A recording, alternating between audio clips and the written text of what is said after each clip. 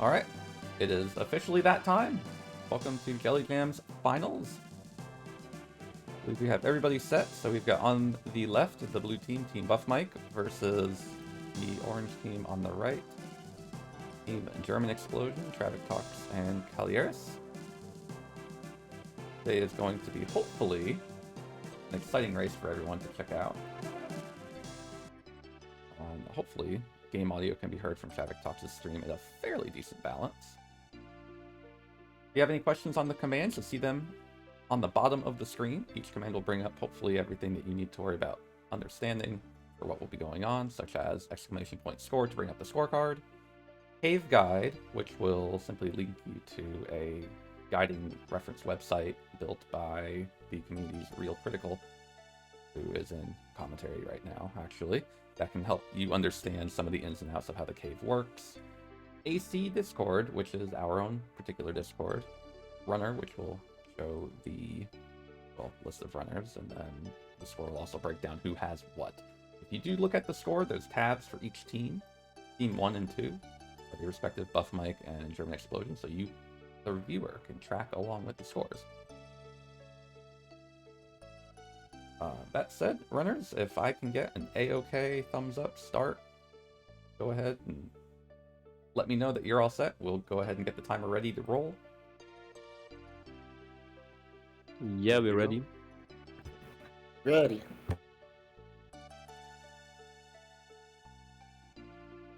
Then on my count, I'm going to do a 5 countdown. Okay. Set, you guys can go. All right, 5, 4, 3, 2, 1, go.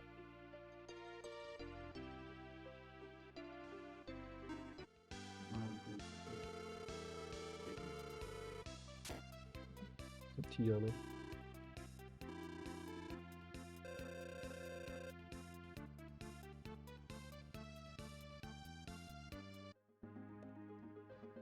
Cool.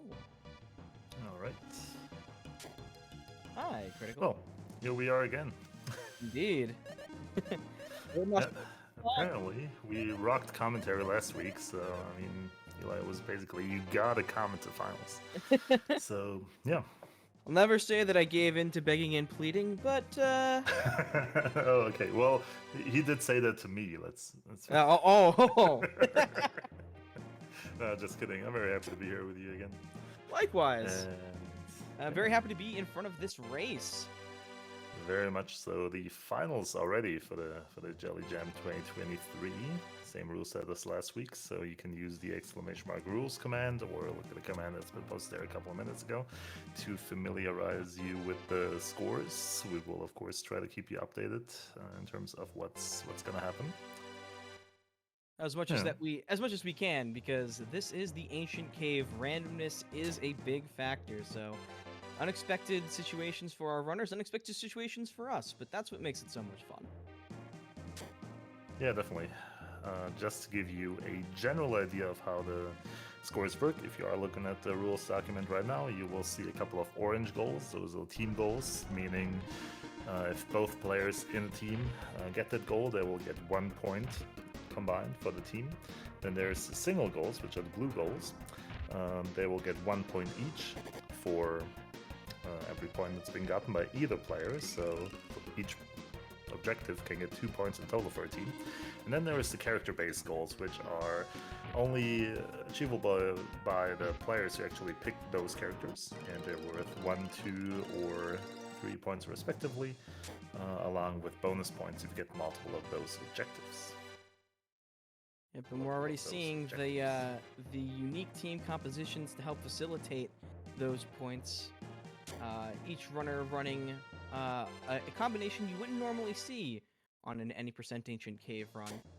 I know I saw Trav Talks and Collie's screen. It looks like Mike is going for a point spread like Collie. I know Trav is running probably the closest team on their side to getting an actual jelly kill. It looks like Prof is doing the same for the blue team. So a good split, a good strategy to try and maybe aim for the jelly kill. but not require both players to pursue that specific goal. 'Cause it's only worth so many points, especially compared to character-specific ones. If I'm not mistaken, I might be wrong here, but I think last week Trevik Talks took the default any percent party, whereas now instead of Artie, he picked Tia as a character, or so at least the scorecard says. That's what it looks like on my screen as well. Perhaps that is a testament towards how they actually want to get both players further down to the cave rather than just banking on Trav making it all the way down there. We'll see what their strategies might be. I'm also not sure what the points totals were last round, but they were both, I think, pretty close. Team Buff Mike should have gotten around 35 points if I'm not mistaken. Yes, whereas I Trevik remember. Talks and Colliers got 38, perhaps. I think it was definitely within a 5-point margin between both teams. That's not to say that their competitors were lacking in points themselves. They were very good races both games, but even between the two winners of those rounds, it definitely was close. So them changing up their team strategies could be beneficial, could not be. Depends on whether or not the cave decides to be kind. But Yeah. I'm definitely excited to see how the change in strategy affects their approach to each of these runs. Yeah, and I mean, we can definitely say it's very likely going to be an interesting race since both of these teams really dominated on their first matches by a lot of points in difference. And we're hoping for a strong start here. We've already seen a Frigga Rock for Prof. Mike just picked Deadly up Rod. a Deadly Rod. It's going to be really good. Yep.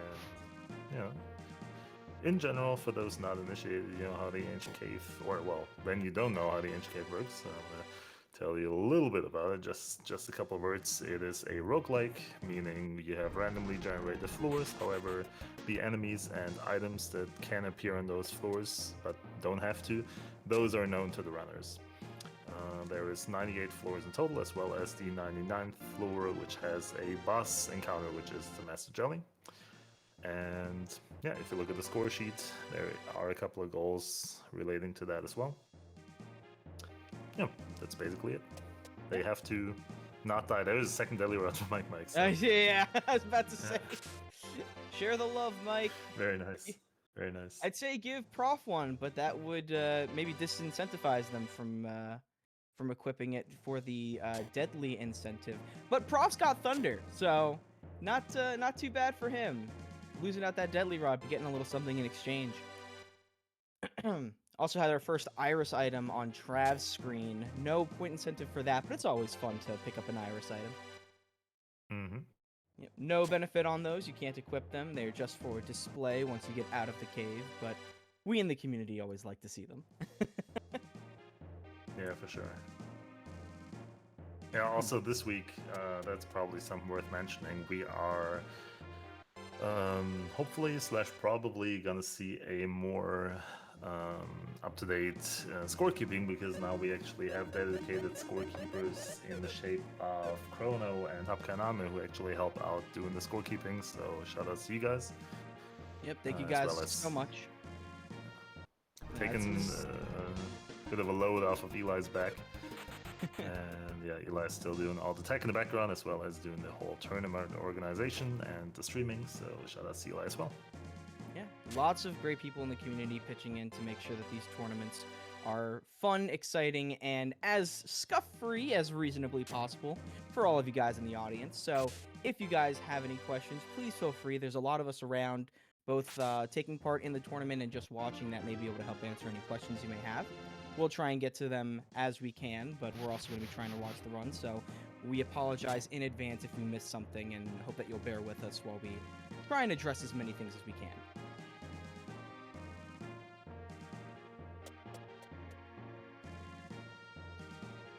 You see a lot of experience grinding off of both teams here.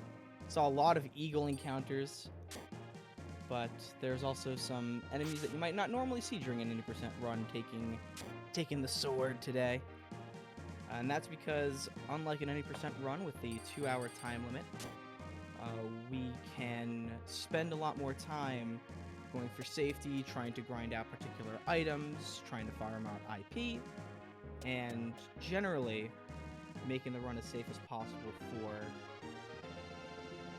each team to try and get as far as humanly possible. Commentary, what's the preferred party? Critical, are you here? I lost you. Yeah, sure. No, I'm good. Sorry. You want to take the preferred party? Sure. I mean, generally speaking, in any percent, we would probably take Decker and Artie every single time, as well as either a Guy or a Tia, depending on preference. Most people actually take Guy. So for this tournament, I feel it's a bit different. We've seen every single team in every single round split all 6 available characters across both players, and we've always seen Decker and Guy being split, Seln and Tia being split. So yeah, all that kind of makes sense. That's kind of the same strategy we do for ACAC. So I don't know about perfect preferred party. I think it doesn't matter all that much as long as you keep those things in mind. Yeah, it all depends on what the cave gives you from that point on. And But speaking yeah, of the splitting, game- taking all characters in the party. Sorry, just to complete that sentence, taking all characters in the party is probably beneficial, because every character that you don't pick, say both people in the team would take Decker, that would mean that they could not take one character. Let's just say Lexus, which means Lexus's points could not be gotten by that team at all, which, yeah, just locks you out of a couple of points you could otherwise get. Yeah, and in the vein of the cave giving, we've got a lovely sizzle sword for Prof, who actually brought Salon, who can use the sword. So that's going to be a huge boon going into these cores as well with the Thunder. Try and get their parties buffed up as much as possible. Hoppy, the difference between often used and not used characters.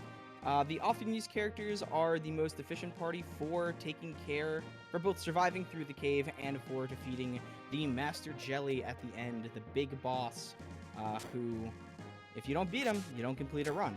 Thankfully, not the case with this one, with this particular tournament. There are lots of ways to get points that don't involve a jelly kill, but it always helps. Yeah. Yep. So We're in the getting beginning, indeed, in the beginning, runners are mostly gonna try and pick up some basic gear, basic spells, such as Mike might just picking up the strongest spell, which isn't the best healing spell, but it is a healing spell. Lovely healing spell. Yep. And they are going to try and make it a course. A couple of runners already been there. So, yeah. Oh, that's a good point. The Sessions were pretty dangerous last week. They took a couple of kills. Yep, a lot of fatal blows there. Yeah. Definitely. Yep. The more suspicious people are probably going to be on the lookout for those this week. As I said last week, they're normally not the most dangerous enemy, but perhaps a force to be reckoned with if they're out for blood, aka They did if RNG is not with you. 2 wipes. It was not fun. It wasn't even But- more than that. Was it more I think than there that? were a couple in the second round too. Yeah, Oh, I'm not sure. No. I don't recall, if I'm being perfectly honest, but I know that hopefully the cave runners this week will be able to avoid any such issues. Now we've seen a bunch of good pickups here. Mike picking up, or was it Prof picking up the Curse Lifter? Prof picking up It Zap. was Profit. You've got a bunch of core kills on Collieris' screen, that big stream of EXP. It's some pretty solid early floors for our friends here. And then we could get in a whole bunch of questions in chat. Yeah. No reject long knives. There is an incentive for equipping 4 of the same item and beating 4 of the same enemy with those items. So long knife, a widely equipable item, probably the goal there. No reject percent bonus. There's no defined bonus for reject percent, but there is differences between character-based incentives, and some of the quote-unquote reject percent characters have slightly easier incentives or more balanced incentives, and that benefits the players that decide to run them. Would you Yeah, rather I mean, fight as I said Cinder or earlier, Ammonite? the characters split across both team members for both teams. So yeah, they can get all goals. Whether they will get all goals is a different question. Oh, and also something that I definitely noticed last week is that the blue goals, aka the single runners goals, even though they're being some of the more easy to get goals, they have been hardly used last weekend or hardly gotten by runners. So yeah, maybe there's something we're gonna see more today. Mayhaps. Certainly not opposed to seeing both teams trying to get different types of points, but there are definitely some general points that may happen regardless of planning, and that's just based on what the cave gives. For example, Trav getting that early Berserk Blade equipment immediately onto Guy for those points. 3 points for a Berserk Blade on Guy. Pretty substantial boost, brings them up to 10, but Buff Mike keeping a pretty close trail with 9, just 1 point difference. And scores may not be updated in real time. We've got our scorekeepers helping out, but there may be a bit of a refractionary period between a point earning and a point being reflected in the score. So if you guys notice a point that hasn't been counted, it's probably still in the process of being either verified or added to the score sheet. Yep. But in all fairness, scorekeeping should be pretty up to date. So, yep, definitely a lot better than last time. That is the benefit of having a community that is so positively dedicated towards providing a good experience for runners and viewers alike. Yep. Better than last time. Sorry, Eli. As I said last week in commentary, I'm not blaming Eli in the slightest. No, not at all. He's done a lot of work trying to get this set up. Exactly. Must have felt like hosting 3 events at once. But we're grateful because it means that we get to have this interesting and fun race to commentate over. Yeah, for sure. I mean, it's hopefully gonna be this close for a long time. So there are a lot of goals, of course, that need a bunch of setup, right? So there is a bunch of goals that require certain items, so they'll only be possibly gotten in the later stages of the cave, or when the enemies that you can farm for those items actually appear, such as the Twist Jewel for both players. The 8 jewels and rocks would be very unlikely to be gotten early on. That's still my incentive. That's still the one I want to see the most. And of course, there's other goals, such as killing 4 enemies with a matching item like the long knife or whatever the options are there. And that goal should be gotten relatively soon in your run, because later on the enemies are gonna get a lot stronger and it's gonna be harder to one-shot them. Of course, you need to set it up with like spells that hit all enemies, and if you do physicals, you gotta deal with front row, back row, and stuff. So yeah. It's gonna be easier to earlier do it, but of course you're not gonna have all those items. Now, Prof also funded Deadly Rod just now. Wonderful. It's Deadly Rod for both. Are there other weapons off the top of your head that can be equipped by all party members uniformly, or is the long knife the most reasonable option there? I believe the rules actually state what those are, so that's one of the things that Eli likes to do in the tournaments is challenge runners that would have like a lot of knowledge about the actually important things and be like, yeah, how about this? How about you come up with items that can be equipped by every character? No one knows that stuff. You know? I certainly don't. Well, I guess we know long knife is among them, but I think it is, yeah. Or is it small knife? I don't even know. Long knife was the... Let's see, 4 people have a long knife and you kill 4 frogs per se, all of them with zap. There you go. Could go with lizard blow, evidently. Well, fair. If you ever find 4 lizard blows in a tournament or otherwise. Good luck with that. But on that note, Prof just picked up a Gettys blade. Oh, so yeah. I'm so jealous. I'm so jealous. That's interesting. So. Yep. And fatal pick for Trav. Yeah. He can use it. Yeah. What if we Yeah, had a if he strategy doesn't pick up a guide? Deca Blade. Well, it'd be really cool if we had a strategy guide. It'd be like, super cool if we had a member of the community who developed and filled out that strategy guide for everyone. But I mean, what are the odds of that? Yeah. Yes, obviously we're being facetious. There's a wonderful strategy guide made by our very own. It is made by you, right? Yeah, not sure. saying- I mean, Yeah. it's more of a collection of data. There is also a couple of other guides, like video guides, and I guess Creek's guide is more of the strategy guide, whereas ACREF is more of the comprehensive collection of all the numbers and whatnot. Dank, by the way, had no part in it at all. Just just kidding. Just Well, kidding. It's I've- actually a great project that lots of people in the community have contributed to, such as Dank. But yeah. Yep, and all of that is nicely and easily accessible from the Ancient Cave Discord. Exclamation mark Discord should bring that AC up Discord, in chat. actually. AC Discord, thank you. I Exclamation know mark that, of AC course. I would never Discord get in- that wrong. No, never. Of course you decided. Never.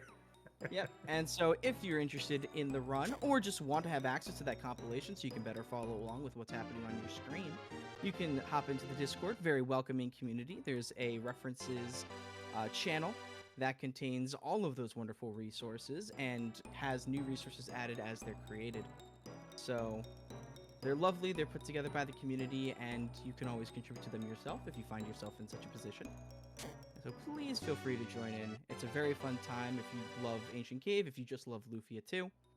The biggest Lufia 2 community that we know of at very least. Yeah. So if you There just is a want bit of a to chit community chat. in Japan. Yeah. So, what was I gonna say? We're back to 10-10 as far as We points are. go. We are, but we're already seeing some divergence between the equipment, spells, general capabilities of each of these teams. Hmm. Excuse me. You know, the difference between having deadly rods, the difference between having a Gettys blade. These are the things that are going to separate these teams' different strategies and how they develop over the course of their run. And of course, they're in call with each other so they can discuss the unique things that they pick up and the ways they want to try and approach both later incentives, character incentives, and potentially, eventually, the jelly kill. Hmm. Yeah, so there is a lot of difference to the items you're actually picking up. So we do have a Gettys blade, but that item is virtually useless, or, well, you know, only in a couple of situations until you actually get to the jelly, which is the boss of this game mode, the floor 99. Whereas other items, such as the Deadly Rod, that I think both our blue team members have, and none They of the do. orange team members have. Mike has two. Yeah, exactly. Yeah, but Trav does and have the fatal Deadly Rod pick, will- which is also a deadly. Oh, okay. Yeah, that's fair. Both of those items are really good instant kill options for the party, because both RD and Tia can equip them. Both RD and Tia are very fast characters, which means they will act faster in battle, and you can get instant kills on all enemies that aren't undead or otherwise protected, such as the cores. And yeah, it's just gonna make a world of difference for both which enemies you can kill, as well as how fast you're generally going to be able to go through the cave. Yeah, speed is the name of the game. Thankfully, the 2-hour time limit gives all of our runners a bit more leeway in their approach. They don't need to be rushing through, and they can take their time trying to get in some safer kills to get EXP, make the cave a little safer, even without a collection of deadlies. But we're also seeing some of those options be limited. Third Deadly Rod for Mike. We're seeing some of those options become limited, especially as point incentives come up. For example, the spell point incentive, having only access to 2 of the 4 core elements on your side between each person, will artificially limit what they're able to use and who they're able to safely kill based on who decides to take ownership of those elements. Mm-hmm. And as we're seeing thunders and fireballs and bolts, if both players pick up, say, the fireball spell, if they want to maintain that point incentive, only one of them can use the fireball. The other person uses it, they're going to lose that point incentive. So need to be a Yeah. little bit careful and need to plan ahead for who they think they're going to have to beat later in the cave and what options they have available amongst the two of them. Yeah, and speaking of planning ahead and goals, there are also two capsule goals, which require specific items, which are fruits. And fruits can only be gotten from enemies, at the very least the ones you need to evolve them to a certain form. And that might also be something that players want to prioritize or not, depending on how it works out. So I've seen Colliers take Flash here. I'm assuming the blue team is going to go with Darby for both players, like last week, but I actually did not pay attention to that. But what I wanted to get at is that they also need to farm enemies to get those fruits, and that's yet another thing, along with all the other things they might want to farm, jewels, Swiss jewels, and whatnot, that deadlies are going to vastly help with. So, yeah. Deadly Rod, Yeah, as especially- usual, I mean, it's already a great item in the run, but it's going to help even more for a run like this. Absolutely. Especially when you get into some of the later, more dangerous enemies that might have useful drops. Your Hydora rocks off of the various Hydras, your Cancer rocks off of the Garbost. If you're down EXP, might take a lot of time without a deadly. And time is a consideration. They still want to be able to make it down as far as they can within 2 hours, and in the event of an unfortunate wipe, you're going to want as much time to get back up as possible. Because even on a wipe, it's not the end of the run. You have a lot of opportunities to go back in for additional points. And depending on how early your wipe is, as we saw in previous weeks, you can still make a very, very convincing run through the cave, get to the later floors, and really gather up points that you might not have been able to get with the loadout you've gotten on your first run through. And while Mike shows us new samurai movement threads, I want to double down on your point and say that Traffic Talks, to my knowledge, holds the marathon any percent record of 1 hour and 3 minutes. So what is already kind of a fast any person run in general, he just pulled off casually during a marathon. So yeah, for what it's worth, I think he's very widely regarded as one of the runners who can really easily whip out a run like that if need be. Sub RC out of nowhere. It's free, but it's probably not that free for everyone. So, Well, it Yeah. depends on how merciful the cave is being, but it also depends a lot on your skill and knowledge. And it's definitely a game where it pays to have a wide berth of knowledge, and these point incentives are a big demonstration of those skills. Knowing what enemies have certain weaknesses that you can exploit, knowing what weapons may or may not carry an attribute that makes fighting a lot tougher, knowing how to, as you mentioned, the movement strats, to navigate enemy encounters, not just in battle, but out of battle, because Lufia 2 is a very interesting game in the sense that its enemies only move when you take an action on the field. So you have a lot of control over the encounters that you get and the order in which you get them. Obviously, some rooms like the one Mike's in right now have relatively unavoidable ones, but there are ways of handling even those with good, knowledgeable movement. yeah, and I mean, I will often say that movement is the most important part in this game to make fast runs happen. So, of course, you can hope to luck into the perfect run, but it's going to be much easier actually familiarize yourself with the movement patterns, especially because there is one very interesting aspect to the movement system. So, as you said, enemies only move when you move, but there is yet another aspect to it, which is that if you hit enemies from the back, you get a guaranteed surprise attack on them. If you hit enemies from the side, as in encounter them from the side, you will get a 50% chance on a surprise attack, which is what we call a 50-50, just in case that comes up later. Yep.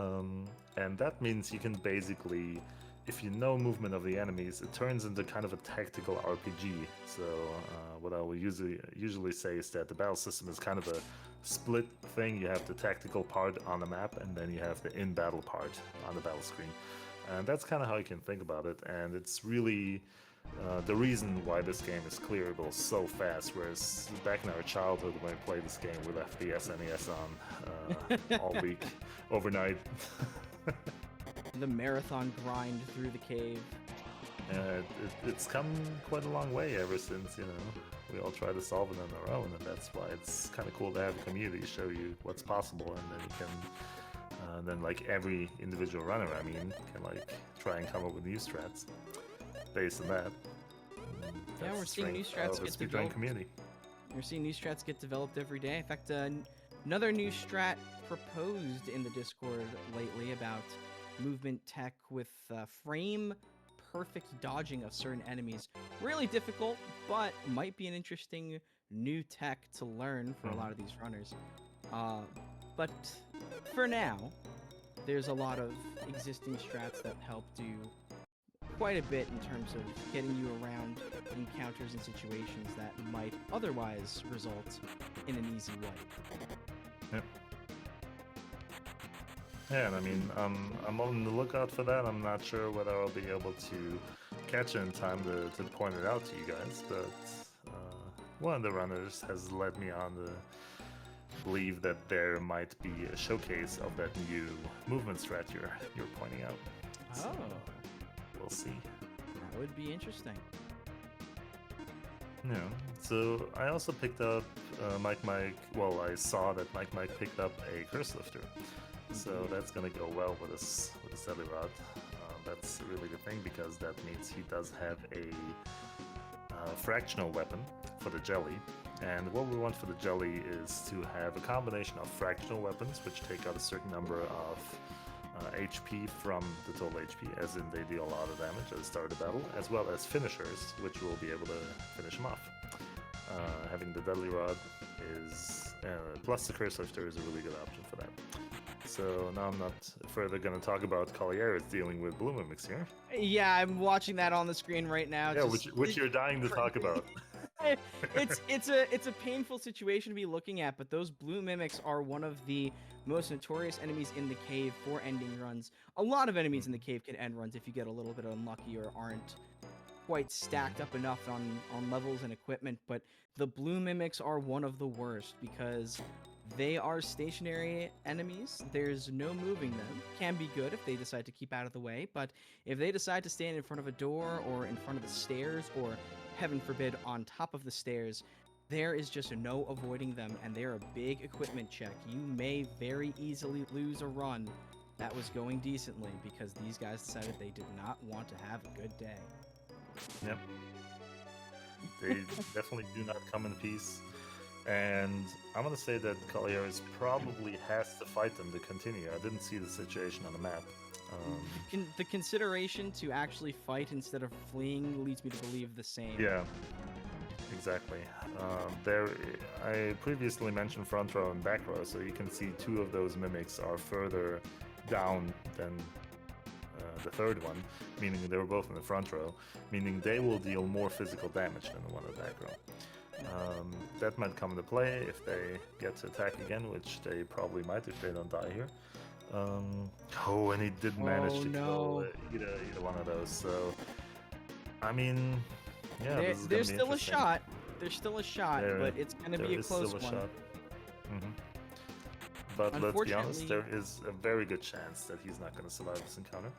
Oh, that's two. And he survives. Salon with the slightest bit, but I don't think she's going to be able to take care of all three of these guys. Yeah. Unfortunate. That's unfortunate. So that did involve a bit of gambling. You have no way to know which character these mimics are going to attack. So, yep. Unfortunately, Collieris takes the death here. And as you said before, though, the race is not over. It's only been 30 minutes. There is a lot of points that have been collected by the team already. They were in the lead by 14 to 10 in the meantime. Now it's 15 to 14 already. So yeah, it's definitely going to be a high octane race, and I'm sure Collieris is going to get back into it very fast. Yep, and as you mentioned, Trav was able to pull out an hour full clear of the cave. An hour and a half run all the way through is not uncommon. It's absolutely plausible for Collieris to make a massive comeback. Yeah. And it's equally possible for the rest of the runners to encounter some misfortune themselves. So it's always changing. It's always a gamble. on what you get, but your ability to push through those unfortunate circumstances and get back into it is really important. And all of these runners, they know that a cave run can be super long, it can be super quick, but they gotta maintain that headspace to get back into it. Oh. Yeah, that was me. No worries. My bad. It's all good. It's all good. Yeah. Let's say the I'm blue mimics definitely- came and attacked you in real life. I suppose. And what happened there is I threw my cell phone because that's causing interference, like halfway across the room, which apparently hit something else. So I have no idea. Does that count as an item kill? Sure. let's just say it does. Have we actually? Yeah. I think we've seen at least one item kill here, but that's a point incentive as well. Use an item, kill an enemy. A lot easier on earlier floors if you happen to get one of the elemental balls, the fireball, the ice ball, or ice ball. Yeah, ice ball, not Yeah, freeze ball. it does deal damage. Yeah. Yeah, so it's definitely a little bit easier there, but there's also the vaunted terror ball, which is basically a one-use deadly. Find one of those, and any of these guys could very easily pick up that item kill point. Mhm. We're seeing Prof over here trying to grind off these Gar bosses for a Cancer Rock. Good item, as well as helping fulfill that 8 rock incentive. Yeah, the elusive one that I'm assuming you're still looking forward to be matched. I am still. It doesn't matter to me. I'm impartial. It doesn't matter who gets that point, but I I really see. want to see someone get that point. Someone better get that point. Yeah, I see. that's my challenge. All right, Ellie may have done the points, but that's the one I want to see. Yep. And it is Very tough. nice. It is a good combination of RNG and skill. You can pick up rocks from blue chests, but your ability to pick out enemies that could drop specific ones, the Twist Jewel, the Cancer Rock, the Dragon Eyes, if you get really luckily unlucky in having to force an encounter. There's a lot of opportunities to fulfill that incentive that are a good combination of luck and skill. And speaking of a little luck And and skill, speaking of Trav luck on and the skill. Assassins. First player in this race, I think, to the session floors. I believe The so. guys on the top right of the stream right now, which have been causing a lot of mayhem last week. So yeah, Trev did not heal a lot going into this battle, which to me makes sense because these guys pretty much only dangerous attack is an insta-kill, so why waste healing on your characters that way? Of course they will Because eventually of that. kill you with regular damage like that, but I mean you still have like 2 characters that have not taken a single point of damage now, so yeah. And an in-battle miracle from Trav as well. Good opportunity to get that at the point. And they did kill him with a bomb attack. I'm not sure if that's a goal. That strikes me as a bit odd, but you gotta do I what you gotta do. That was Decker killing multiple enemies with a Oh, yeah. single attack. 3 or more That's good. enemies with a single action, yeah. Yep, Decker points incentive and a tough one. I had a suspicion that that has not been done because that was his only option. Yep. And sometimes it just works out Very that nice. way. Yeah. So, just to mention Yeah. that again, some of the character goals you mentioned in the beginning. The characters that are generally considered to be stronger have the harder goals, meaning that even Decker's 1-point goal is kind of hard to set up. You have to really know what you're doing in order to make sure that damage is enough and you're not wasting all that IP. Yeah.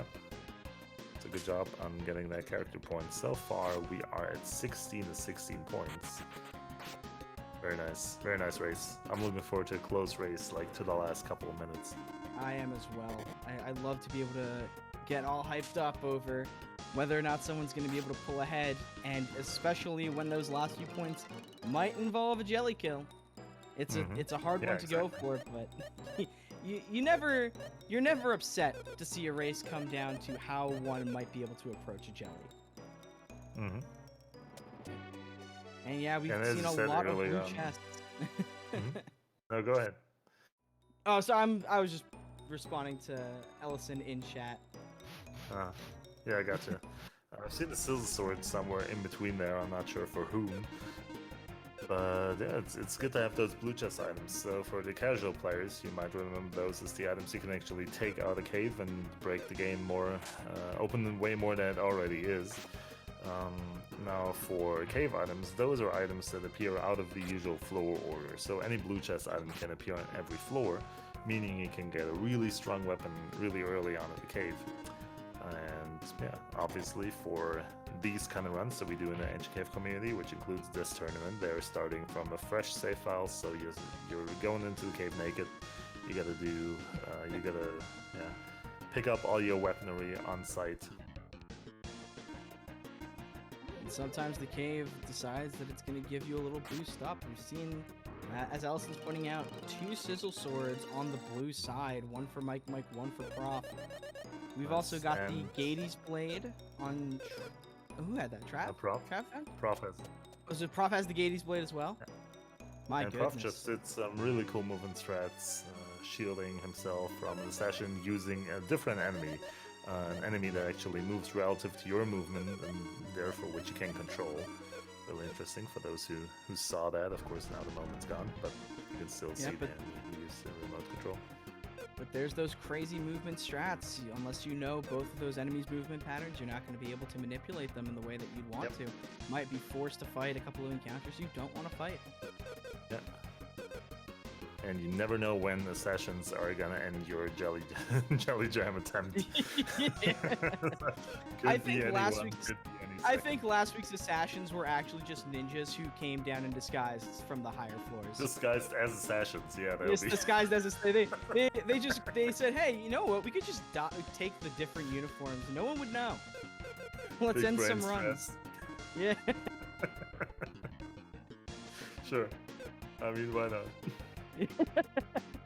These ones, however, seem to be actual assassins. I think they might have a bit of a union difference there, because we've seen a lot more reasonable encounters out of them across our various runners.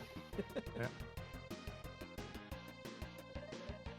Yeah, you definitely did not miss all of Jelly Jam. We have just started 40 minutes ago. This is the first race and coincidentally the finals of Jelly Jam 2023. So the winner of this race is going to be the winner of the overall tournament. However, after this race, we have the race for third, which is going to feature Team Hopkaname and Happy the Fool versus Team Mini Lily and Voodoo. Yep. It may not be the winner's run, but both of those teams had fantastic races themselves. That loser's run is by no means a loser's run. Both of those teams very competent, and that will be an excellent race as well.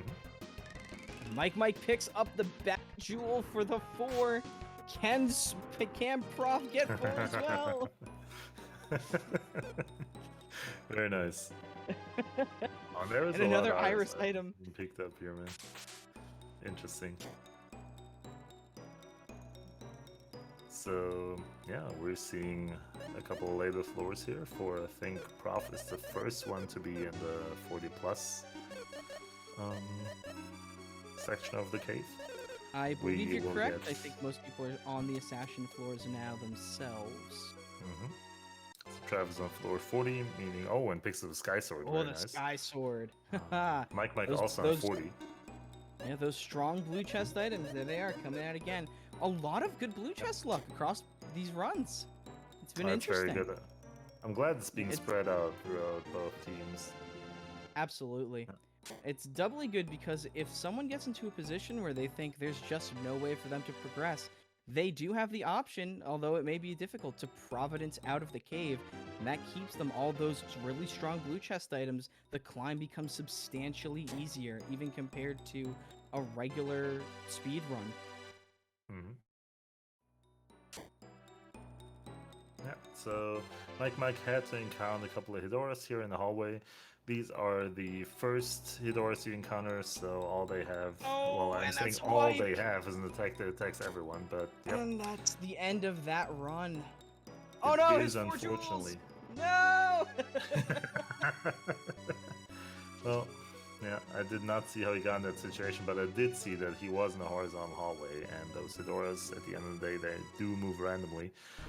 He did not appear to get a 50-50 on him, which is, Yeah, it again, looked like that was the goal. completely random. So, Yeah, especially with those unfortunately- enemies. Those Yep. enemies are brutal. so It wasn't for too the time being, orky, but for the time being, we have an equalized race as far as floors go. So Traffic Toxic Buff Swoley is still being a little bit deeper in the cave. Still, of course, haven't taken the death yet. They are on. Well, I think Prof is a bit more forward as far as floors go, but that does not necessarily indicate progress in the cave, because it also depends on your items and whatnot. Whereas Mike, and Collieres are trying to catch up and maybe doing some points from behind. Let's see. yep. And Collie in a slightly better position and picks up the Decker Blade with the earlier wipe, but Mike is by no means out of it. Yep. It is a team game, as a fact, right? So It is Yep. indeed. I just and realized apparently- Collie can't actually use that Decker Blade. yeah. Again, just as with last week, the first Decker Blade on the team without Decker.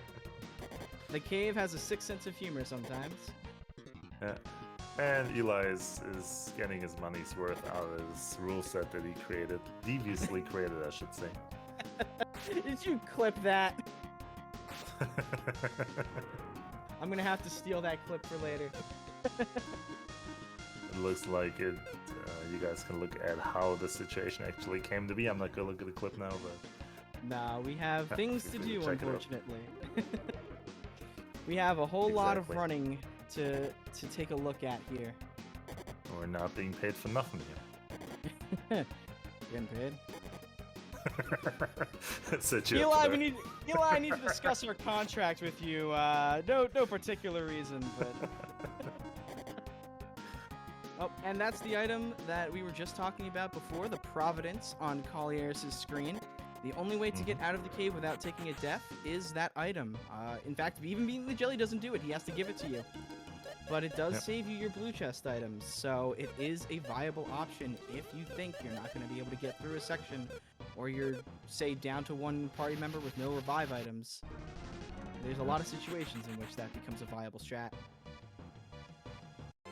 Yeah, so I mean, there is a bit of a consideration to it, of course, right? So even if you were in Mike's shoes there, I think I still would have gambled at the end of the day, because are you going to Providence 45 minutes in, even if you would have a shot to get through it? That's why we have the movement strats after all, right? So Oh yeah, yeah, it's I a tough think decision. Providence. Yep. It's definitely something that either takes way more foresight than anyone should reasonably be able to have, or Yeah. being put in a position where you just know you're not getting out, right? If you've got Blue Mhm. Mimic over the stairs and no deadlies, right? That might be a Right. situation in which you say, all right, it's time to get out of here. There's just no reasonable way I'm getting through this without a wipe. But Mhm. those situations are relatively far and few between. You are Yep. definitely liable to not be prepared for a wipe. Yeah, and I mean, yet another thing to keep in mind is all cave runners are gamblers in nature, right? we love the RNG aspect to the game, so That's why I play how are it. you really gonna take the short route, the safe route? I mean, I know that pretty much none of the runners involved in this race here are. That's definitely not your plan, no. No. But that's what makes it so exciting to watch. You thrive on those moments where you take a gamble and it pays off. You thrive on those moments where you use that knowledge to say, I am more likely to succeed than not, and make that gamble as least of a gamble as less of a gamble as possible. And Mike very early on picks up a deadly rod again, which is a very elemental item, as I said earlier, or an ingredient for fast runs. And yeah, that's a good item to pick up after you die. Yep, and we're gonna see Artie get some use out of it on these these ninja encounters on Prof's screen. Taking care of one of those ninjas, taking out Prof himself, unfortunately. But yeah, that is a difficult situation that Prof is in right now with those ninjas. Kali just getting out of a difficult situation a few minutes ago with some snakes who decided to box him in all around the stairs. Like, it happens. It definitely happens, even if you've got good movement tech. Sometimes enemy formations are just too daunting. Exactly. You cannot guarantee you don't have to encounter any of them. You can just try to encounter as few as possible. That's, as I said earlier, a big point to save time in the cave, and also a big difference from nearer to more experienced runners. It's just you're gonna encounter so much less enemies the more movement threats you know, which makes you have to deal a lot less with how many healing items you need, how many healing spells, and therefore MP you need, and so on and so forth, right? And of course you're going to spend way less time actually in battle endangering your run. So, yeah. Speaking of healing, that champion pickup on Mike early on, right before those cores. But it doesn't seem like anyone has had a particular problem with healing over the course of their runs so far. Everyone seems to have gotten at least a sufficient supply of healing items and spells to in combination with deadly weapons, right? Yeah. So, yeah. Although Trav, Trav's seeing a bit of that healing difficulty here with the silver gorms, not able to go in with full health. And those guys are. Goodness. I'm looking at Trav there. It does not look like the kind of encounter I want. I want to see. So I hope we're not going to see yet another death here on the orange team. Whereas, unfortunately, Kali. Yeah. Go ahead. Take it Kali's away. on second. No, I'm sorry. No, it's all good. We're both on the same page here. It's a little tough sometimes. Yeah, a second wipe on Kali. Trav is trying to figure out how to do it, so he could not have safely ran away here. I'm not sure whether those would have actually outsped him. So the way that and yeah, Traffic Talks unfortunately dies to Iron Golems here. That's really unfortunate.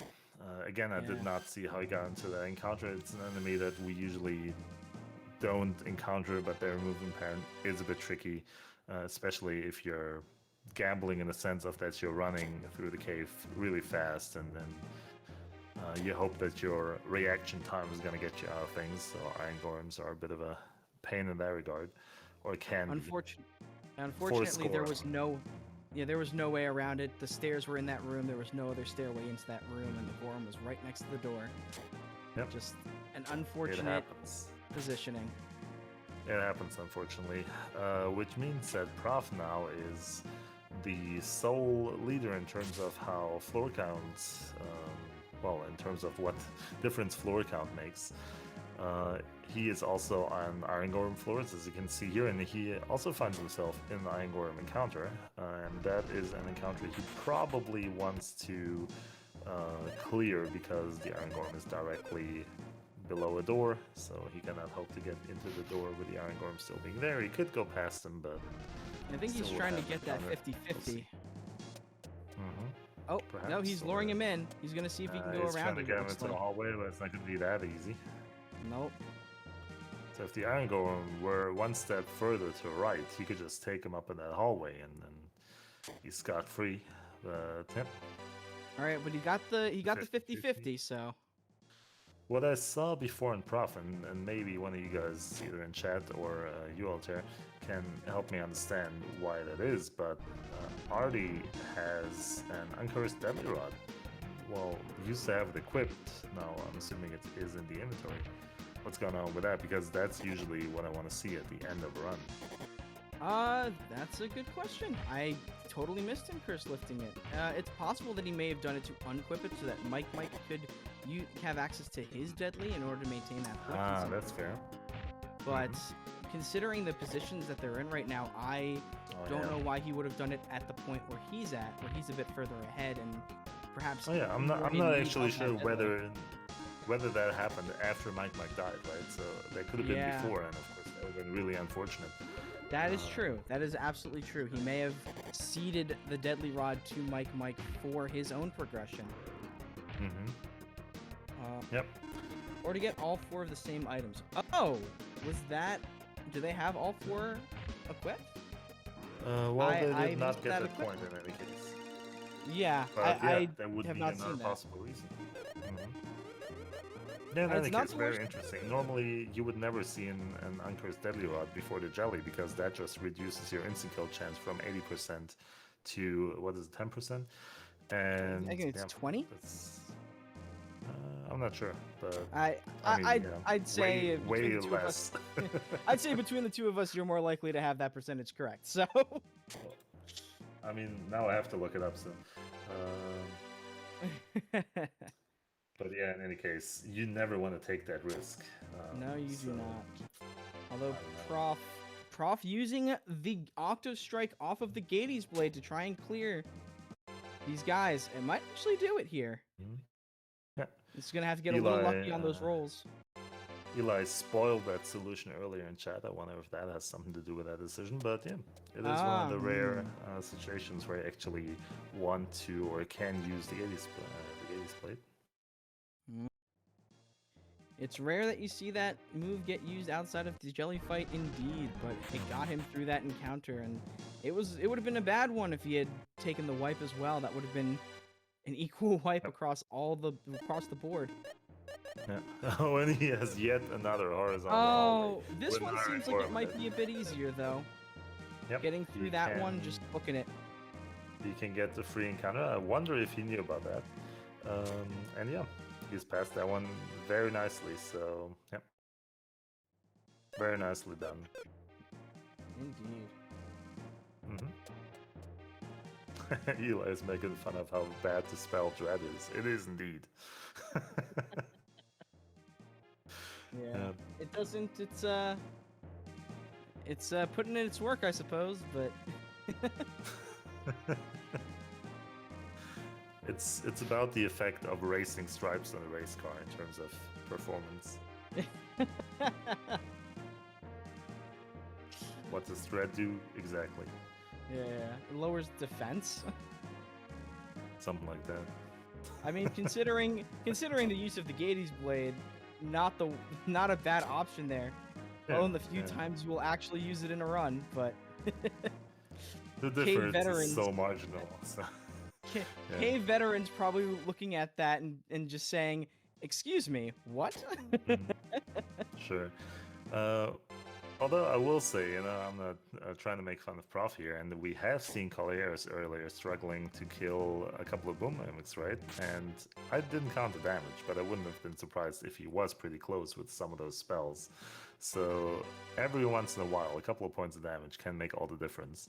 And I mean, we've seen jelly fights, and that thing has 9,980 HP. We've seen jelly fights that have been like just like a single digit of damage away from a kill. So yeah. Indeed. I was seeing But Swoley, I guess. don't go ahead and use dread at the jelly. Like No, don't. not unless you have Exactly, a yeah. guaranteed 2-turn kill. Yeah, fine. Yeah, fair. Yep. Weird flex, but sometimes you just gotta go for the style. Swoley, speaking of style, changing his Capsule Monsters style, being able to finally evolve Sully. He's got Sully on right now. Or really? Darby. Sorry, I think he's got Darby. He just had Disco Wolf. Yeah. But being Darby. able to get the point for evolving the Capsule Monster form to past floor 50 definitely makes the early part of the cave a little tougher, not being able to evolve your Capsule Monster for the increased damage and tankiness, but a point's a point. Yep. What you really want, of course, is Darby 3, which is where Darby starts to have insanely good instant kill, one insanely good instant kill attack. And that's really helpful if you're traversing the cave, especially later on. So I'm assuming that is going to be the long-term plan. Well, the long-term plan is Darby 4, which is the jelly, the really good jelly option. But yeah, Darby 1 is also a Transmaker, a really good option. Arguably, Disco Wolf is just there to look cool, but yeah. Yeah, but he does look cool, you know. He does indeed look cool, and he has a cool name. Yeah. Who wouldn't want to dive down the cave with a friend named Disco Wolf? I implore you, chat, to It's tell me. dangerous to go alone. Take this. Like, please, chat. Let's be honest. Would you not want a friend whose name was just Disco Wolf? Also has the least animation frames of the Derby, so that's an interesting little bit of speedrun tech. Saving some frames on attacks there. That's probably because of how useless he is and how uninteresting the attacks are to actually get. But yeah, I mean, sure. Would bench Disco Works Wolf for for me. Buttfish. Hmm. Oh, Yeah. Gettys played for Collie. Oh, very nice. Yeah, so that's one point to mention. So our runner Prof, who is the furthest down in the cave, is also the runner who has Gettys plate. So if there is no deckability to be found on his side of the, well, in on his quarter of this tournament, then the Gettys plate is going to be a really good jelly option for him. And he already has the Anchor's Deadly Rod as a fractional option, as a really good fractional option too. So generally Oh, speaking, and you an wanna old have- sword for another fraction. and an old sword now that is really good. So if he also has the Cancer Rock, which I think he did earlier He has farm. two. He has two. Man, he has two. That is Yeah, he really nice. does. Yeah, Eli just said it. Gettys, Old and Cancer, Sizzle and Cancer, and Anchor's Deadly Rod. Might have to do the Not calc much on arguing that, with but you would have to Yeah. run the numbers check. But I'd say that's a pretty convincing spot to be in for a kill. Yep, I think so Yeah. too. Levels. A trick spell. I don't think he needs would to be worry nice as about well. anything with that. Yeah, that's fair. But no, I agree. I think and another deadly rod. Yet another Deadly Rod if he wants to go back to the cursed version. Does have the option. Of course, curse lifters aren't exactly a common item, and if you're stuck with a cursed item, I mean that's why it's called curse, right? Yep. And you don't have a curse lifter, then Anchor's Deadly Rod is out of question out of our pretty sure setup here that we earlier established. I can don't know definitely what's- remember that Prof has used Thunder. Yeah, I don't know if he's used anything but Thunder, actually. It's his strongest spell at the moment. Hmm. Ooh, nice movement to get around that big lizard. Yeah. The turtle.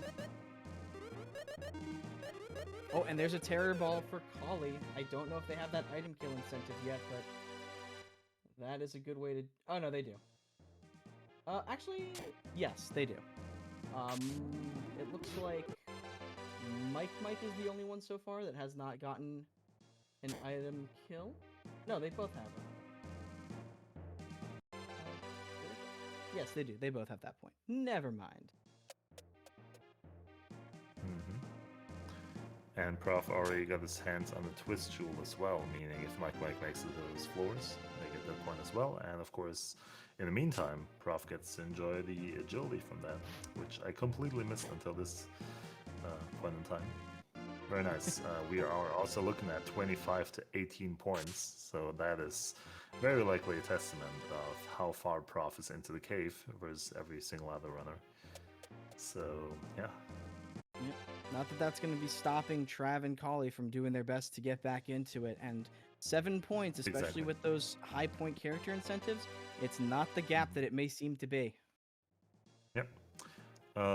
They might have to sacrifice a couple of points on the way as well, meaning it's going to be a bit harder to catch up in terms of both floor count and points total. But yeah, it's definitely possible for them to get back. They will reach the floors that Prof just got his points on eventually. I'm pretty sure of that. And they will be able to get the same amount of points. So It definitely seems like they are Buff and Mike are pulling points primarily on their character incentives, with Prof already having filled out Artie sheet, Mike having just one incentive left across all three of his characters. And that's a bonus point for fulfilling multiple full character requirements, which means that it actually gives Trav and Collie a big chance to catch up with their own character point incentives and close that gap. So meanwhile, Colliers finds a second useless Decablade, and Mike just did some cool movement strats in being able to back attack these evil fish here, which he pretty surely attacked for the fruit. So they It looks drop like a, his- what is it? Water fruit? What is it called? Charm fruit? You're gonna have word on that before I do. But I mean, Mike has Some kind of fruit. Yep. Has Mike picked up any curse lifters? Because it seems like both Maxim and Maxim and Tia have a deadly on right now. I think he has a curse lifter, or we might see in this menu here right now. I didn't see any Here's there. hoping. I didn't see one, but it's possible it's further down. Mm-hmm. Yeah, we'll see. I'm sure he knows what he's doing. Oh yeah, I think he picked up a curse lift in the first round, but then unfortunately took a death here, so... Yes. Yep. And there's a couple of Ammonites, yet another enemy we are not too happy to see. Mm-hmm. He gets But away they're from them before friendly. they're able to do their AoE, though. Yep. Which is the only really annoying attack. It's the only annoying attack, but it's a run ender nonetheless. All it takes is the Mhm. one. Yep. That's what makes those ninjas so horrifying, is that knife thrower AoE. Yeah, definitely. And I mean, Ammonites in terms of danger aren't that far behind Blue Mimics, right? They have decent amount of HP, they have a reasonably strong attack, they always see it, you can see it. Whoa. One tentacle attack almost takes out Mike's entire party. Yeah. Yeah, that's Kills one, stuns not two. exactly great. But the vast difference in it, once again, is that they have a movement pattern that can be dealt with. You can get a 50-50, as in you have a 50% first strike attack, like Mike just got here. Whereas Blue Mages just stand there. You can move them out of the way. Sometimes you can pass them. You can't get a 50-50 on them, and that's what makes them all that more dangerous.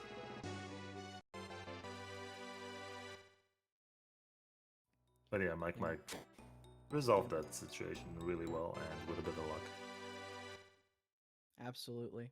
It looks like Prof is trying to grind out a fruit from these dragons here. Mhm. Holy plus dark fruit. Yep, that would make sense. Yep.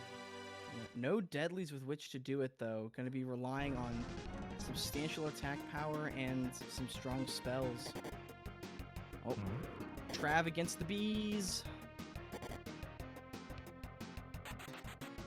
I think Oof. bees are what killed Colliers earlier, and he's back on those floors as well now. Yep, taking a double encounter off of them as well. Not the position you want to be in. Yet another enemy that's definitely a force to be reckoned with, this time because of their insanely high agility. For most battles, if you outspeed the enemies, you can actually kill them before they act, which means you save time, of course, for once, but they also don't take damage from them. So yeah, with bees, you pretty much don't have that option. They're gonna smack down on you, they might kill a couple of characters, and then you maybe get to act. So... Looks like Mike might have to fight a stair-sitting blue mimic. Oh no. Yep, it looks like it. Yep, it's on the Very much stairs. so. And it's 4 of them, so only 2 are in the front row, so it could have been worse than that. But he's at level 15, that's the same level that, who was it? Colliers, I think, got taken out on the first attempt, so, and then he's got 4 of them, so... Oh, and starting off with a frenzy. We're seeing 2 dead characters, 3 dead characters. And I don't think he's running away from this one. That is going to be a wipe for Mike. Guy is using a diamond, what's it called? Oh, they call it diamond sands. Diamond dust from the back row. So, and his approach to it was really smart. He had 2 deadlies going on, and then someone prepped to use a smoke ball after those deadlies, trying to kill 2 of the blue mimics and then get out before taking the full brunt of the attacks. But unfortunately, that frenzy taking out the smoke ball user is going to keep that from happening. Yeah, so as I said earlier, which character your enemies are gonna attack, you cannot know, right? That's RNG, so you kind of have to set up your characters to hopefully kill as many as possible. You hope a lot of your characters survive so they can all deal damage, because every dead character isn't going to deal damage. So, yeah. Mike's loading his strats here right now, and that's unfortunate. Sometimes you can't do anything about against it. And as Rocket says in the chat, he can still make it technically, as far as, you know, I'm assuming that means he can still make it to the jelly floor, and it's not a question to make it within 52 minutes. I believe his PB is definitely lower than that, but whether he actually wants to do that is a different story, because this tournament is being judged by points, and points is what you're trying to get as a runner here. So There's at this definitely a point, good I case to be made. I personally would choose to go for points to kind of be on, you know, garbage collection duty for your team, and basically enable team goals for the both of them, enable character goals, and some of these character goals require a lot of setup, which now Mike has a lot of time to. Yep. The unfortunate situation, though, is that Mike's particular character goals all require being on later floors. Lexus is still missing the after floor 50. Yeah. Tia is missing surviving a Cinder Blast, which is only against the end Papa cave dragons. Guy has revive a party member using an armor IP, which is going to take a little bit of luck. He's gonna get that if he wants to. Well, he's going to have to find the armor that allows that. But if that happens, That's fair. it'll be a very easy goal to fulfill and clear out the Guy card. He has 50 minutes to go searching for that armor, and I think there's 3 of them, so yeah. Yeah. I would definitely go for that point then, and then I think Tia's might be a bit of a tough stretch, but Lexus's after floor 50 applies status effect. That is totally reasonable. Oh yeah, for sure. There's also, I just want to mention it, even though it's a couple of minutes back, but Traffic Talks just did some very gutsy movement into the face of a lion to get rid of an evil fishing counter. Very nicely done. That was a bit of a movement strat that was on the counter, right? So if you're a beginner runner, you might like take a step back, take a couple of steps towards the door, see what's gonna happen, and all you do is you get stuck on that lion being blocking you. So yeah, very nicely done there. And there is a blue mimic treasure room, which fortunately he does not have to go through, whereas Colliers might have a blue mimic on the stairs if I'm looking at that. Oh, not again. Not again. Let's Nah. see. Last week it was the Assassins. Yep, This week it it's is. the Blue Mimics. Yeah, I mean, for good reason. Those guys are insanely strong assassins. No one really has to worry about normally, right? So blue mimics have always been a kind of an arch enemy for cave runners. Oh yeah. And now it's Yeah, gonna be a that's a good gamble. question. So we're gonna see how many blue mimics are in that encounter, and how many of them are gonna be in the front row, which all affects your chance to actually survive that encounter. So you can't back attack him, doesn't matter how you attack him, and it's also It's 4, four. only 1. in It's front. 4. Oh. Yeah, we'll see. And apparently, Prof just equipped a Deli Rod, so that means if he does not find a Cursed, or assuming he does not already have one, he now does not have the Uncursed Deli Rod option for the Jellyfied anymore that he previously did have.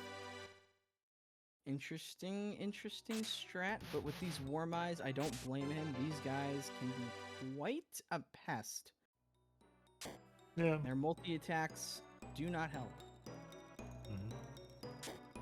Thankfully, it looks like he's pretty well built up tank-wise, so it shouldn't be a run-ender, but it definitely is not going to be a fun time. Yeah. And yeah, Colliers managed to kill one of those mimics. So now what happens though is that all 3 of those back row mimics are going to be front row mimics, because you know their front row is gone, meaning they'll deal a little bit more damage.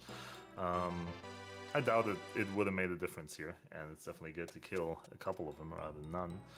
But yeah, unfortunately, Yeah, yet another back death out. for Colliers. This, for a lot of runners in this race, this is they're think- staring at the backs of other people before them. I think that that's probably a place where I would have providenced out the blue mimic on the stairs with only maybe one deadly with which to deal with them. I don't even think he had any deadlies. But he had picked up that Gettys blade. I probably would have opted to Providence out, keep that, and run back in. Mhm. But it's Maybe. it's a tough call because you never know when you might luck out and get the 1 blue or 2 blue mimics, and that's a totally Yeah. beatable encounter. Yeah, he did have the Zap spell, which is the strongest spell in the game. He did have a 3 times damage IP attack, so he did come equipped with a couple of options to deal with him. Yeah, I can't blame him for trying it, especially because both options would just put you to the beginning of the cave, and I don't know what kind of blue chest weapons he had. But I Yeah. can definitely see a side of it as well, yeah. They're tough calls. There's a lot of tough decisions that Yeah. need to be made at every point in this cave, and it's very easy to make a decision that look at later as not being optimal, but in the moment seemed like the right thing. And not knowing how many mimics were going to be in that encounter, it definitely was a tough call to make. Oh, and we're seeing Darby saving Prof's butt there because he actually killed 2 white dragons, which might have otherwise outsped him. That is definitely a dangerous enemy that you don't want to mess with, and he might have banked on Firebird, on the double Firebird, killing all 3 of them, which it does not. Yeah, it's a very strong enemy, very fast enemy. Dangerous for the same purpose, or for the same reason that bees are. But that's I'm why assuming he Darby does 3 want is to so farm cool. fruit. Mhm. That's Yeah. why Darby 3 is such a useful guy to have. Normally not very renowned for his physical attack, but what was that, Mega Trident? So an attack that just attacks all enemies with a physical attack. It did do the job this time. Yeah, you definitely pray for that instant kill attack or a dark aura later on, but if it kills, it kills. Yeah, so since there's a bit of talk in chat about make this a seed attorney, we now have the option to do like de-randomize ancient cave runs, meaning every runner has the same cave, and it usually results in a race that has a bit of an easier cave than people are being used to, right? So it does not really put strong runners to the test as much as these random runs do. So personally, I'm happy to see a random cave, just like we usually want to see it when speedrunning. Of course, it does mean that a couple of runners are going to take a couple of deaths here and there. Well, we're also going to say that Prof of Swally in the lower left is pulling his weight here, and he is making it through the struggle, despite all the randomness that the cave has to offer. He's definitely doing an admirable job, especially with the potential knowledge that he's the only one that has not taken a death. Definitely, he knows that Mike has wiped, but there's no guarantee that either team is maintaining awareness of what the other is doing. For all they know, both Trav and Collie could be way ahead. For all Trav and Collie know, both Mike and Prof could be back on floor 1. Like, there's just no way of knowing without taking a look at each other's streams, and that can be distracting. You don't necessarily want to let yourself get distracted by what the other team is doing, especially when you don't really have any bearing on it. Yeah, so on that note, I'm assuming that Trav and Collieris, as usually, are sharing a room running this, so they're going to be sitting next to each other, having easy access to looking at each other's stream. I didn't realize they were as well as don't have in the to, same place. Yeah. I'm at least assuming that's happening because there is also only one person's voice, so, yeah. Is that a glitch for just now for Trav? I wouldn't know how to define that. There is a couple things that we call void floors, so yeah, unfortunately I didn't pick it up. Oh, we're gonna have to look at it on replay. Nice movement there to get through those 2 enemies though for Trav. Yeah, and he does find himself at floor 41, which means if you can pick up a couple of cores here and a bit of equipment, then we might see it. We might see him get pretty reasonably down the cave or even to the jelly. It's definitely not out of the question at an hour and 17. Okay, yeah, I'm being provided a screenshot with a single node room, as I like to call them. So basically a very short room, which is an indicator for there yes, I'm somehow seeing it that as well. floor probably being a void. Yeah. So Interesting. That's very funny. I've never seen that before. that does not happen a lot. In our news, Mike picked up a Decablade as the second runner of the race. In not so other news, he also doesn't have Decker on his party. Of course he doesn't. Why would he? Yep. Yeah, there's the three truths. Death, taxes, and the party without Decker gets the Decker blade. Yep. It happens. Wait, did the blue mimic make its way into the layout there, or was that always in the middle of... I'm not sure. That was a new piece of art that was posted in the Discord. I don't know if it's been there since the start, but I do know that it was made. So I'm not entirely Very surprised to see it there, but it was very ostentatious that piece of art was, Ellie just added it. Very nice, very nice. I appreciate it, but at the same time, too soon. I like how it's facing towards the right side of the... Yeah. We're not supposed to have favorites, Eli. It was Tia with the ghost fish in his chest all along. Yeah, fair. Yeah, And Tia so, feeling a little upset. I'm gonna need a piece of art afterwards that's just everyone being eaten by Blue Chest. Well, They really were rough today. Yeah, it's always a gauntlet. So what can you do, you know?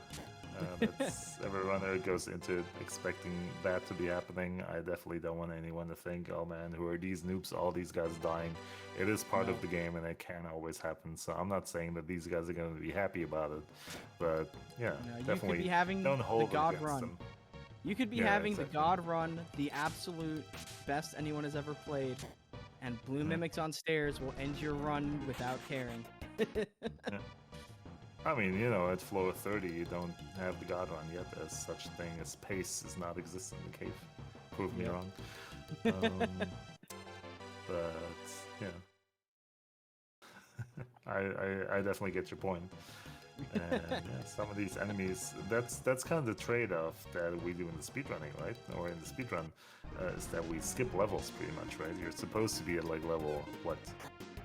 I'm assuming the developers maybe intended for you to be at floor 60 when you fight the jelly at the lowest, you know, maybe level 50 or something like that. Did I say floor? I meant level. I knew what you meant. Yeah. Yeah. Yeah, no, it's And, definitely tough. yeah, It's not. We're going there the like intention. below level 30.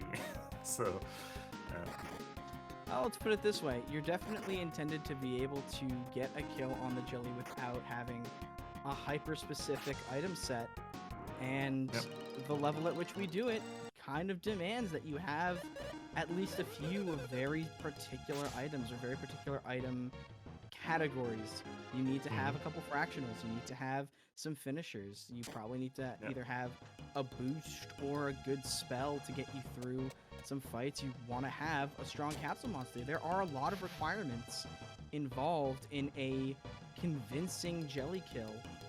And sometimes you just have to make do with what you've got and pray that the number generator gives you a high value on a lot of those attacks.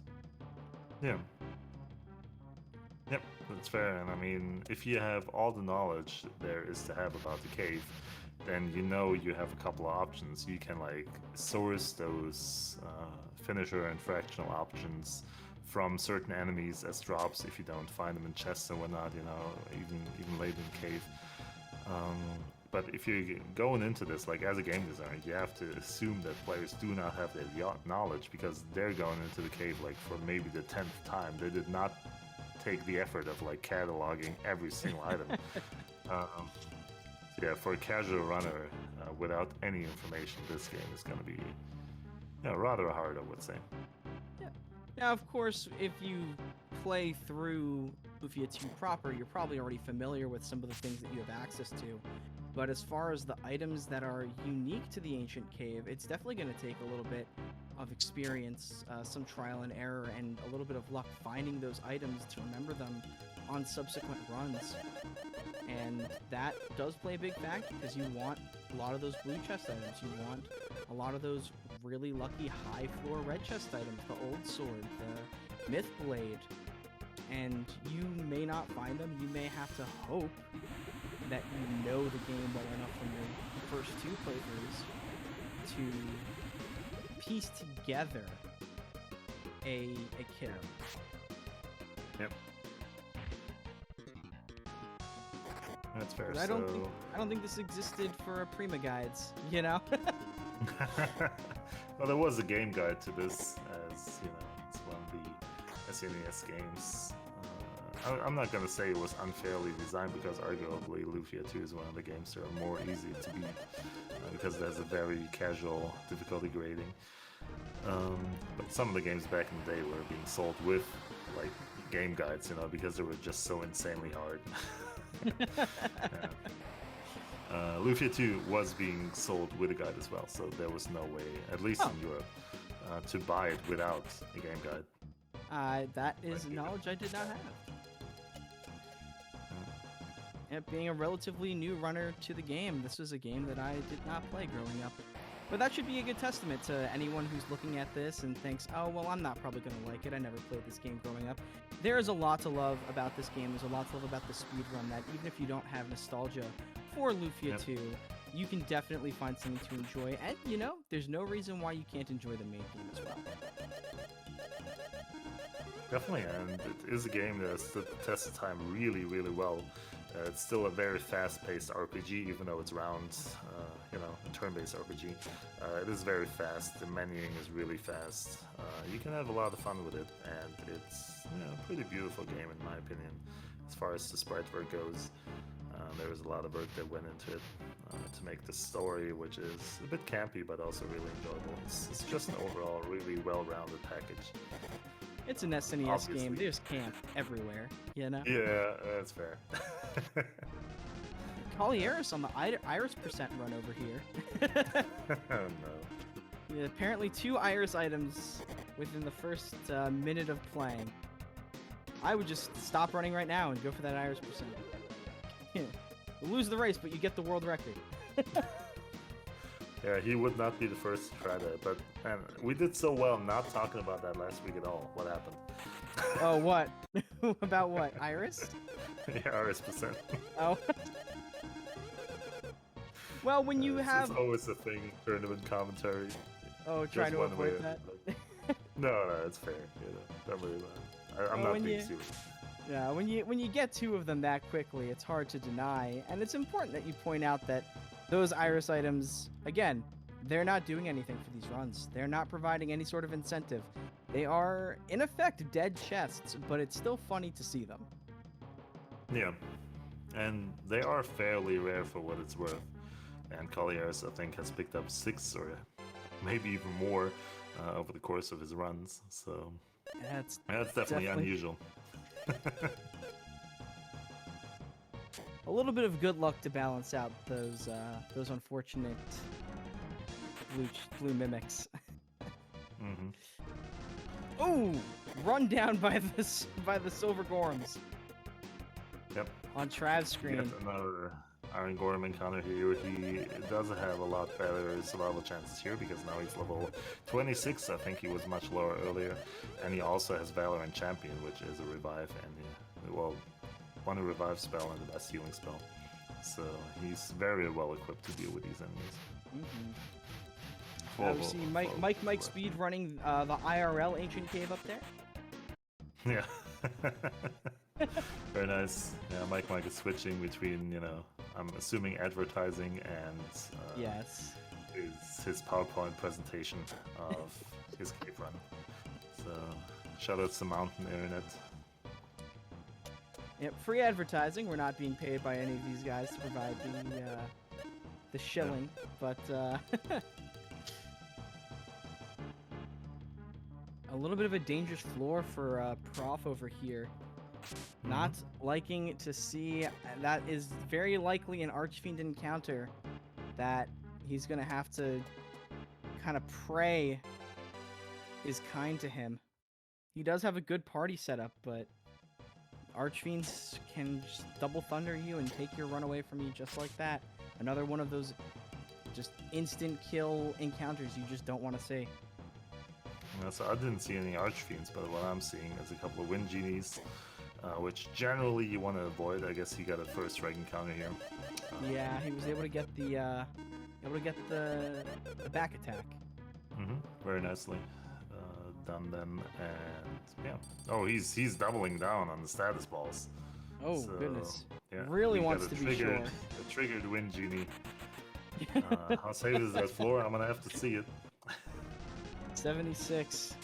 So there's another encounter he's gonna have to go through past these genies.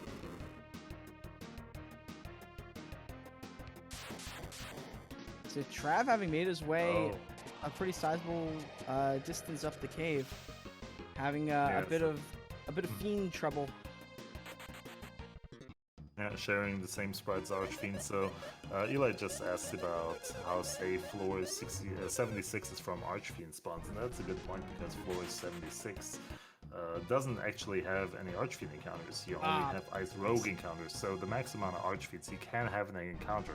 I wonder if he's listening to me right now. The maximum amount of Archfiends is 1. Okay, well, that's or, positive. You know, maybe 0. So yeah. You pray for the a 0. very safe floor in that regard. Well, on the bright side, if he also- gets... Sorry. No, also he only has to take a single encounter versus that encounter group. It's definitely an interesting thing to consider, so yeah. And there we go. No Archfiends. Yep. And on the bright side, once he gets out of that encounter, he's rewarded with a heal tile. Yep. If he goes for it, because then He's he might probably not. get encountered, but he could. No. He's doing the right thing here. Thing to not take the heal he doesn't need in exchange for an encounter he doesn't want.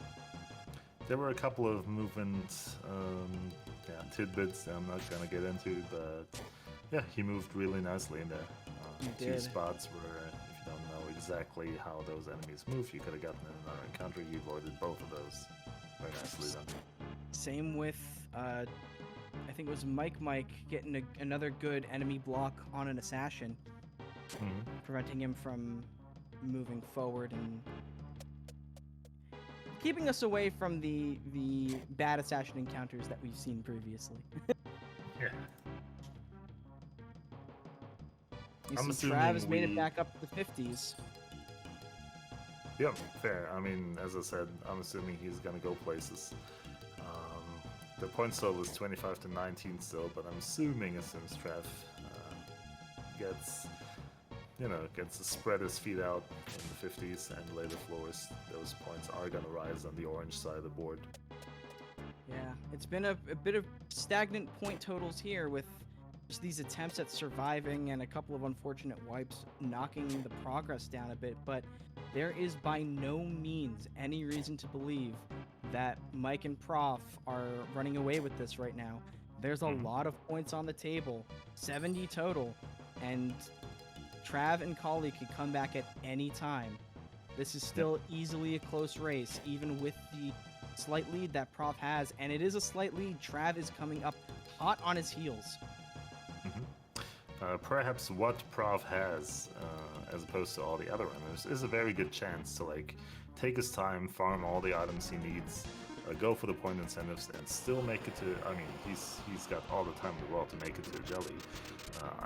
Take his time IP farming and so on and so forth. Of course, not spend too much time because you're very quickly gonna find yourself back in a kind of a timer state where you have to be hasty after all. But yeah, unlike all the other runners in the race, he has a lot of time to do everything pretty much, and he has a chance to completely lock this in for his team by getting a couple of jelly points in the end. So no pressure, but yeah. And he's looking for it too, trying to get a Gorgon rock off of these Gorgons. Yep. I guess trying to definitely replace trying that to farm. fractional that he lost by equipping the Uncursed Deadly Rod. Yep, very nice. It's not going to be as good as the Deadly Rod because it only allows you to have one eighth fractional attack as opposed to a total of 3 with the Deadly Rod. But it is a very good replacement. so I'm assuming he had to equip that earlier out for a good reason, which means having the Gorgon Rock as a replacement is the next best thing. Mm-hmm. Yep, and as Ellison's pointing out, good EXP as well. Hopping around the 30 to 31 level with his team right now. It's a good place to be. And it's only going to increase more and more as he's able to, or as he has to, fight through certain dragons or other enemies that may block the way.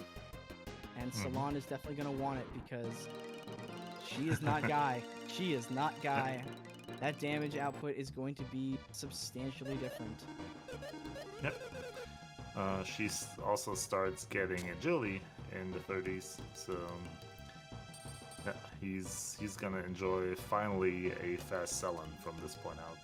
Fast-ish, anyway. Not really fast. Faster, Selon. But faster, yeah. We see some safety using the stronger in the middle of the fight just to try and get through without dropping IP from a death. Because when a character goes down, all that precious IP goes right out the window, and farming it later off of the dragons can be very, very dangerous. Yeah, and as the Calaris is back to floor 1, unfortunately. I totally missed what happened there. I think it was it another blue mimic? It's... oh man, I hope not. Yeah, that's just terrible. I mean, I can understand, right? It's not that he's... I mean, I didn't see the situation, right? But it's not necessarily that you get really unlucky, but like the further behind you are in terms of like, you know, floors and how far you got, the more you try to push it, the more you're trying to gamble, the more you try to play fast as you would in a regular run, as opposed to a marathon run where you usually play a bit more safely. And yeah, then it looks like it was just blue skulls. Okay, yeah, dark skulls, I guess. Yep. Ooh, dangerous salamander encounter on Trav's side. He's got a lot of healing to help him get through it, though. Yep. Plus level 29 should be safe for these kind of enemies. That's the kind of thing you're normally experiencing to encounter in regular runs. And I mean, salamanders are the meta in terms of IP farming in 80%, right? So. Apparently so. Apparently so. If you know, you know. Yes. So, So Collie's in a bit of a rough spot in terms of progression. At this point, with only 25 minutes on the clock, getting to the jelly is pretty out of reach, but there are still a number of point incentives left to grab and a number of character incentives that are easily enough attained. Getting a bow for Artie, getting the 4 main elements will take a little bit of luck, but it's totally doable for Lexus. Having Salon restore NP using an IP ability just requires going around and grabbing chests, and there is no floor in the game where... Ooh, a second total defeat, though. yeah. But that's okay. That can sometimes happen. If you're very low level, you have enemies. Yeah, but right now, Collie is probably frustrated, but still aiming towards getting as many of those remaining points that can be attained on lower floors as possible, and there are a fair number of those. You know, just because Collie's taken a few wipes does not mean he's not able to contribute very greatly towards that point total, and that's probably the most interesting part of these races. You just have every opportunity to get back in and play a meaningful part, regardless of how the cave decides to treat you in terms of encounter luck. Yeah. You gotta consider the mental aspect of all this, right? You're already behind in points, you're trying to be a credit to your team, and the cave just doesn't let you. So, yeah, that's definitely a grind on you. And, yeah, that is not gonna be making it easier, or, I mean, not just that fact, but, like, let's just say that, like, even getting past floor 50 at this point isn't all that reasonably anymore for Calaris. Not impossible, but, you know, it's gonna take a bit of luck from this point out. Yeah, so the amount of points he can even get isn't all that high anymore. I'm not gonna write him off just like that because, you know, Nope. Providence is also contributing to those points, and he's made a great run. There's still From a that reasonable, there's still a reasonable 7 points that Kali can get off of character incentives alone, and that would put them within a 2-point difference of Buff and Mike. Like it's easily reasonable. It's not something that you can discount by any means. And what's important here is that Kali understands that and continues to play as best as they can in order to try and achieve those points. As far as incentives, I think we're finding that most of them that are going to be filled out have been filled out. So those character points and some of those individual points are going to be the real key determining factors from this point in the race. It was a very appropriate agony home for Calieres. Oh man. One thing is definitely that the team goals will only get you 1 point if both players in a team get the goal. So, whereas they're a little bit easier to achieve than the single player goals and the single runner goals, it might at this point not be worth to go after them anymore because they don't have any goals. They're matched by one player and not by the other, right? So, I actually think they, for the most part, have everything. The only difference, and the one that makes me super happy, is that Buff and Mike do have the 8 Joules Rocks incentive fulfilled. Nice. So I'm done. I'm done. Goodbye, everybody. That was all that I needed to see. Critical, you got this from here, right? Yeah. I mean, if you want. I definitely enjoy having you around, though, so feel free to stay for a while. I still have to talk to Ellison about my contract, so. I see. All right, yeah, you're not getting paid. Damn, that's a shame. Yeah. Maybe next year. Unfortunate. But yeah, that being I'm said, not being most paid of the... either, of course, just for the critics out there. Yes, we're just playing around, but Yeah. most of the double point incentives, it looks like, have been fulfilled, or the ones that can be achieved at this point have been fulfilled. The one, and I'm not entirely sure where Mike is right now, but if he's still got Bryn's lizards on his path, he might be able to pick up the other half of the Twist Jewel, or find a blue chest that has it and get 1 extra sneaky point for the blue team. Other than that, though, I don't think the genie incentive is probably going to be a little tough to manage. The Fruit Ninja possible, one, but tough, yeah, the Fruit Ninja one, that might be just a bit of a lucky break if they're able to pick that one up. But And that grinding is for it assuming at this that Prof already has 2 fruits, because you ain't gonna pick anyone up from here on out. no, Like, even if and you it's possible could, he which I was don't think- grinding those dragons. A golden helm gosh. for Calieres, that's pretty rare. Yep. At least he's lucky in some regard, I guess. Not that he's gonna be happy about that kind of luck, but It's a cruel irony to be so lucky with your pickups, but so unlucky with your encounters. But yeah, as they sometimes say, that's how it is. as those Germans say, RNG always equalizes. So. Yep. Oh wow, a big boost in points for blue team though. Just popped up 6 more points, probably off of character goals. I'm trying to go back and see where those are, or where those were. It looks like character goals.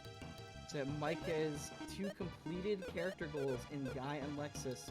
Just needs to survive a Cinder Blast with Tia with the apron on, and I mean that's, well, we'll see. That's gonna take some diving to get through, but having the rest of those points makes a difference.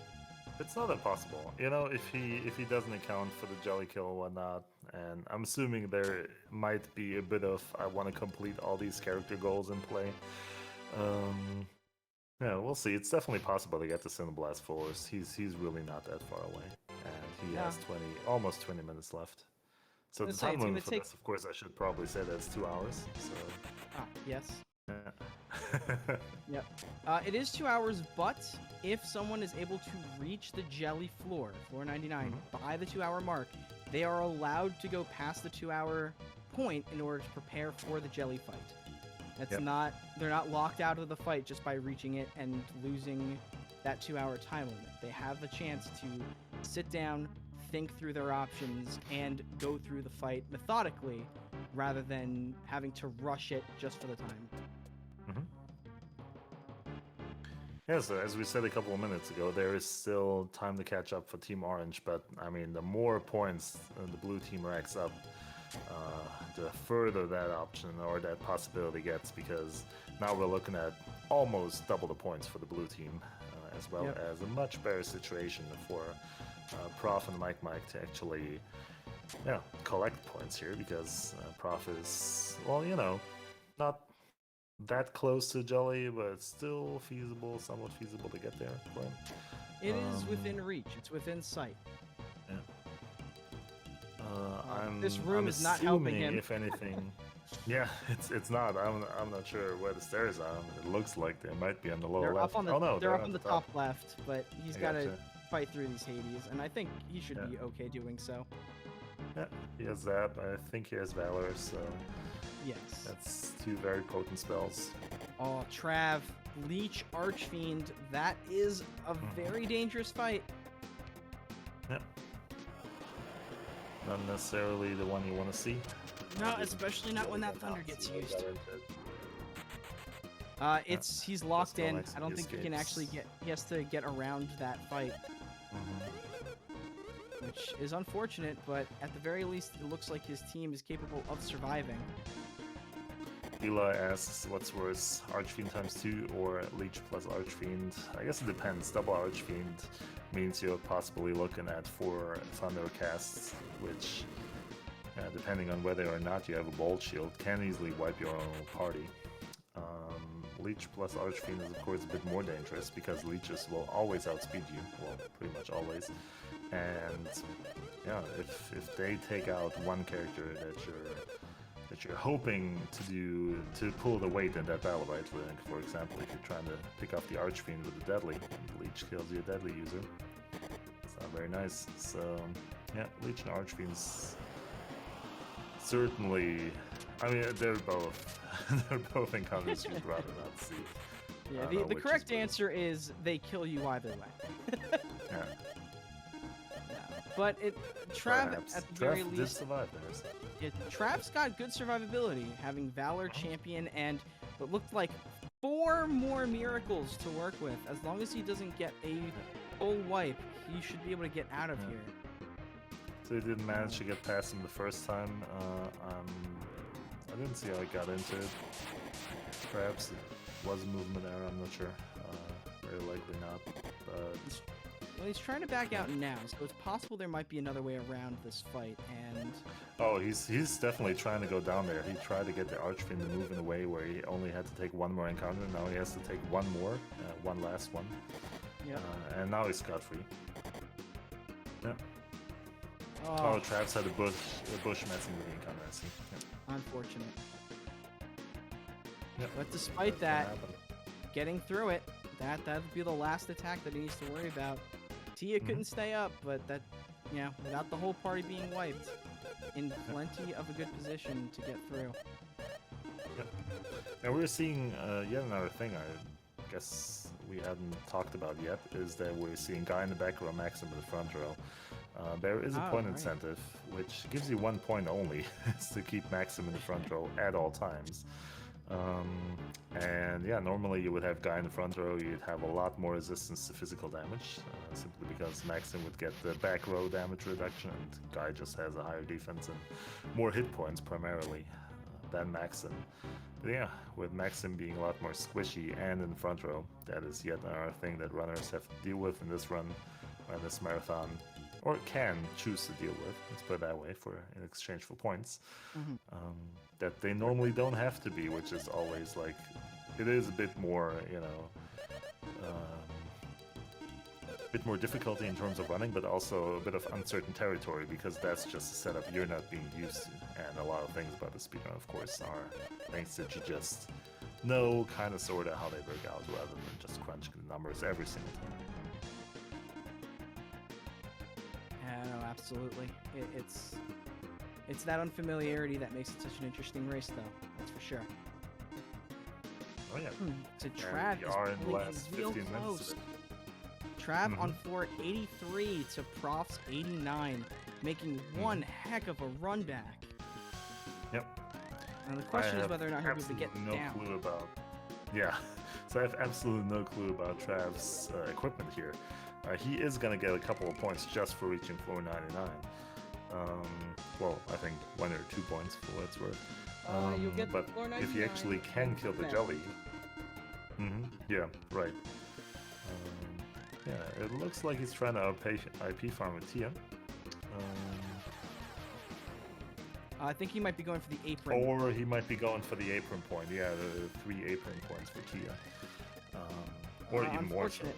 as Took the Cinder Spider-Man. Blast, could not live it though.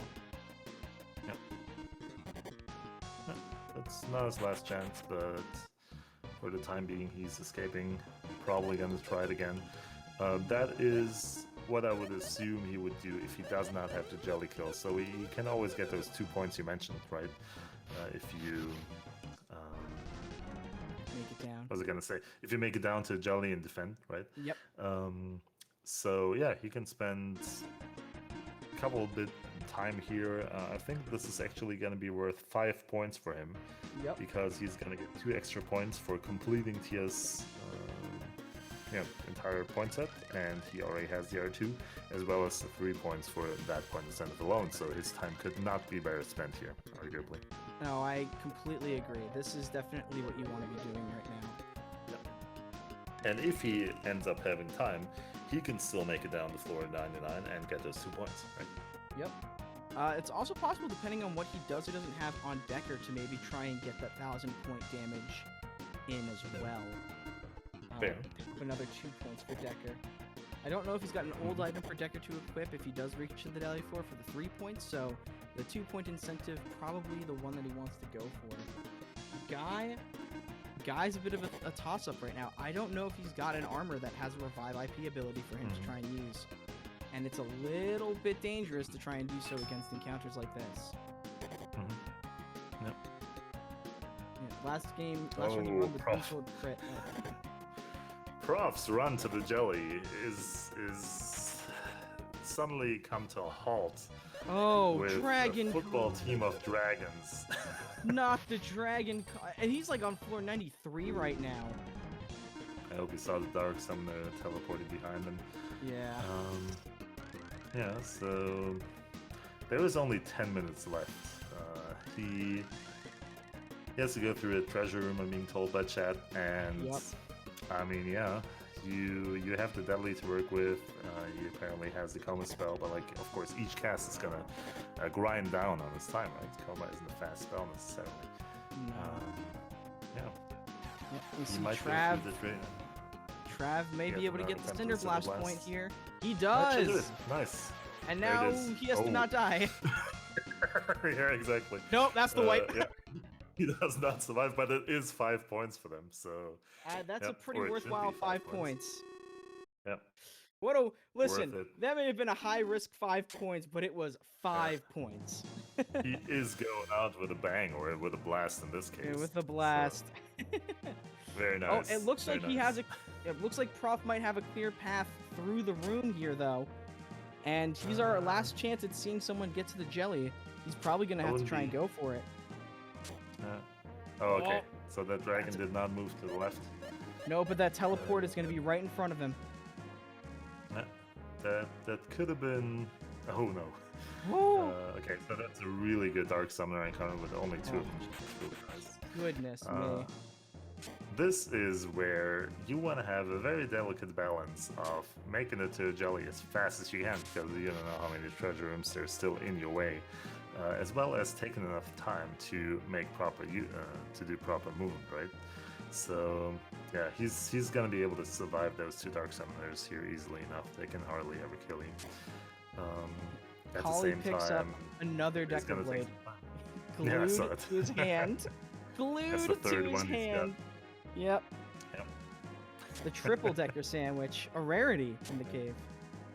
So yeah, look at the points. So look, we're still at 37 points on the left side versus now 26 points, which had a couple of minutes ago just been 19.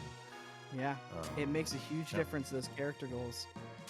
I'm not sure whether they're gonna be able to come up with another 11 in the remaining 7.5 minutes, but I'm hoping Given- they can be. But at the same time, I'm hoping for Prof to make it a jelly and close this one out. Yeah, considering what's left on their character points, Trav's 2 Decker incentives at this point are unreachable. Dealing 1,000 damage in a single action in the next 7 minutes, I can't imagine it. And the old item during the jelly battle is, during the jelly battle. Yeah. But The Collie 1,000 damage has a could few actually inci- happen, but Could it happen? yeah. I'm not sure what I mean, combination if you find a would blue use. chest weapon, you could do a critical hit on an enemy that's weak to it. Sure. Okay, that's fair. It's a lot of ifs though. Yeah. It's possible. Collie though, Collie's got some points. Getting the 4 main spells still, getting the MP restore. That's 4 points that could bring them back up to the 30s. But I agree. I'm unsure of how they might be able to pull up another 11. Yeah. Which is Definitely. unfortunate. They had a really rough time with a really, really difficult combination of enemies across both runs. And I don't know what floor Prof is on. It's got to be like floor 90 or something. So he's think still it's a 93. considerable distance. 93. Okay. Yeah, I that think would he's be on good 93. because. I saw I'm 92 afraid. before the dragons, but I think there was one floor in between when I looked and where he was for here. But you can get lucky. You can spawn next to stairs a few times and save a Sure. good handful of minutes. You can't Yeah, give up you on. could also spawn in our treasure room. Well, but that is a possibility. But you can't give up just because of those ifs. No, sure. You gotta try and play through as quickly as possible, no matter what that situation looks like. Yeah. Also, having No, I'm just downgraded saying, back he can't already. take his sweet time. No, it looks like he's downgraded his capsule monster down to Darby 1. I guess Mm-hmm. looking for the safety in that trance maker. I suppose. So I don't think you can learn a move from Darby 1, can you? Oh, he's back up to Darby 3. Well, nothing useful in any case. Back up to Darby 3. I'm not sure what the intention there was. Playing with this dragon. He got past it now if he moves, and we'll see Alrighty. how the rest of the cave looks for him now after he's been stuck there. So, Devastation can kill 1, but Transmaker can confuse 2. Thank you for the clarification. Trav and Mike here just took a death at the same time, Yeah. and Oh, Colliers now he's on looks 93. to be enjoying the 94 now. Colliers looks to be enjoying the exit of the ancient cave. I guess that's just gonna be it for Collie. Has decided not to go back in. Yep, can't blame him. No, but it was a great run. Definitely. I can't begin to express how frustrating that particular chain of events for Collie must have been for no fault of his own. But Yep. even still, just having the fortitude to go back in to keep trying to get as many points as possible, really admirable, really excellent run from Collie, really excellent run from Trav. Yeah, and I think I didn't see the exact situation how Trav first died with his Iron Gorgon encounter, but I'm gonna give him the benefit of the doubt and assume that there was not much that he could have done better than he actually did, because that's just the kind of runner he is. So, yep, sometimes RNG just takes its toll on you in these runs, and yeah, they Give definitely. Yeah. Anyway. Yep, that's fair. Yeah, they definitely did give us a good show, and if you do look at the points totals, it does look like they're very far behind, but just imagine where they could be if one of those runners early on got to the late floors and actually made it there, just like Prof just did. At the same time, Prof did actually pull it off and is now racking up all these points. Well, I don't want to credit only Prof for those points, right? It's always a team effort. Right, Mike absolutely. pulled off a lot of those character points, but Prof did as well. And we are seeing Prof here at floor 97, 3 minutes to go. Yep. And at this point, the race does look pretty decided, you know. It does, calling but things, now we're but hoping now- to see that jelly. Exactly. So if he makes it to Jelly, before the 2-hour mark, he's gonna get time to equip the items. If he does not, we're gonna cut the stream. No, I'm just kidding. Well, we're gonna see what happens. But yeah, in any case, Alright, let's see. stairs are here. They are. Next to there is floor 98, so he's gonna find one more set of stairs. No, it's right and there! They are. Oh So, man, yeah, what he a is gonna lucky make it break. So yeah, now we're gonna see whether he actually gets the kill before the 2-hour mark, because that yields yet another point. He may just opt yeah. for the massive number of points he can get having Decker on an old item, doing the defend, getting the Mhm. jelly. At this point, I think actually just having Decker equip the old item and doing the defend will give him more points than actually getting a jelly kill. But I think he's gonna try and go for it anyways because why would I you? mean, yeah, they're not in the need for like every single point here, and Oh, and he's doing a victory spin. wanted to know it. He is going yeah, for it. so- Actually, I don't think he's got a Decker blade to use anything better on Decker anyways, so. I want to trust that Eli's got the calculator, so I'm just gonna I do focus as on well. what he's doing there. And that being said, I did miss the equipment. So, oh, he does not have IP. So. Oh, he didn't farm it. He's just. Never mind. Calculator's So down, we're not everybody. gonna be seeing a Deca Blade. We're not gonna be seeing whatever Selin has equipped. Yep. That's unfortunate. I'm not He's sure. going what for he the actually he's realized going that for that those was the 5 case. points. Yeah. He should defend. Oh wow, I didn't see that coming. Yeah, though, considering the time it would have taken, this was the right call. If he had stopped to farm for IP at any point, he probably wouldn't have made Yep. it within the time limit. Alright, so yeah, with less than 1 minute going on here. Yeah, for the time being, we're looking at 42 to 26 points. Yep, the highest Pretty point total I think decisive we've defend. seen for any of the races so far. Mm-hmm. Yep. Yeah, he couldn't 43. curse the second route, but that's why I think he farmed the Gorgon route. Oh yeah, I never saw Yep. him successfully doing that, so maybe did not He- have that. I don't think I saw him get the Gorgon rock now. Yeah, so we're seeing a couple of interesting options here with a Twister IP. Yep. That's Oh, one here's rarely Dread. seen. We're seeing Dread, very dreadful thing that of course misses because the jelly only has one defense, as Eli said earlier. Combo attack, yet another unused one. Dark Flame is also. I think someone was Sweet. listening in on our commentary to know to use Dread on Yep. the jelly. Yep. The swag So yeah, we move. finally know where Prof got all his good ideas from, right? Oh yeah. We never talked about IP farming, so he's probably like, damn it. Damn It's you like, guys, come on, guys, why didn't you remind me to farm IP? Yep. So yeah, Well, we did it was the right cross move, the you wouldn't have 2-hour made mark, it. which means this race is officially over. Looks like German Explosion has hit 31 points after a final tally. Mhm. Really, really strong point total. Yep. But unfortunately not enough to overtake Buff Mike's 43. Nonetheless, phenomenal run from both of them, and they should be really proud of the effort they put in and the just sheer fortitude they displayed in the face of those really, really unfortunate encounters. Oh yeah, and while Team Buff Mike is dominating in points, none of these teams could have just cruised for a win, as we've seen our people do in previous Jelly Jams. So yeah, both of these guys definitely gave the R team a run for their money, and this is definitely a well-deserved result. Especially, I want to highlight this as well. I mentioned this last week. Prof. Swoley is actually in his first tournament now, relatively new runner, and has been able to take away the win here straight away. Yeah, very nice run. Yep, exceptionally well done. And he gets Very an nice to Irish see. Shield out for his efforts. Nice. Oh, and we've Yeah. got our runners coming back in to have that post-game commentary, that post-game chat. So, I guess before we have that conversation, Critical, wonderful doing commentary with you again. Likewise. And GG to all the runners. GG to all the GG. runners. GG's.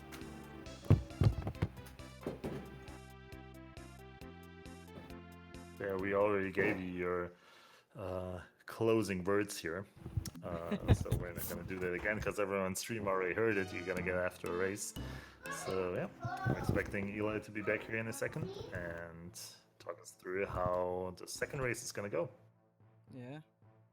Good job, guys. That was a really, really good run for everyone.